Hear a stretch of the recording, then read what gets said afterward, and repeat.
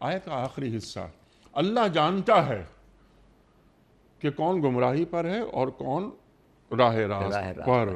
تو یعنی یہ بھی بتا دی گئی بات کہ آپ اپنا پیغام پہنچا دیجئے. ہدایت دینا نہ دینا وہ اللہ کا کام ہے. انک لا تہدی من احببت ولکن اللہ یہدی من یشاء. اور ما علینا الا البلاغ، پیغمبر کہہ رہے ہیں کہ ہمارے پاس پہنچا دینا ہے. تو بات کو پہنچا دینا رسول کا کام، اس بات کو مؤثر بنا دینا اللہ کا.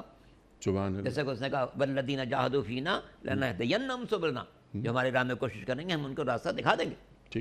تو جب پیغمبر نے اس کے دل میں اپنی بات عقل و منطق کے مطابق اتار دی، اب اللہ اثر دکھائے گا کہ اس کے دل کو مائل کر دے گا. اسی کو کہتے ہیں توفیق الہی. ایک مسلمان کو بھی اگر توفیق نہ ہو، نماز نہیں پڑھتا، روزہ نہیں رکھتا، تو یہ سب توفیق الہی ہے. کلمہ پڑھنے کے باوجود اگر ہم نماز کے لیے مصلی پر جا رہے ہیں تو یہ در حقیقت توفیق الہی ہے جو ہمیں مصلی تک لے جا رہی ہے.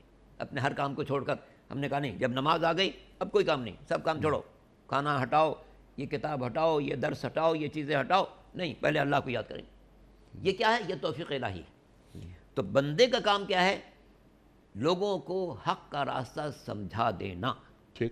اب راستے ہاتھ پکڑ کر پہنچانا نبی کا کام نہیں، نبی کے نمائندوں کا کام نہیں، نبی کے جانشین کا کام نہیں، نبی کا نام لیوا کا کام نہیں. پہنچانا اللہ کا کام ہے. ٹھیک ہے، لعلک باخع نفسک الا یکونوا مؤمنین. ہاں، آپ جانتے تھے کہ آپ جانتے تھے کیا پیار ہے اس جملے میں. آپ جانتے تھے کہ یہ لوگ ایمان نہیں لا رہے.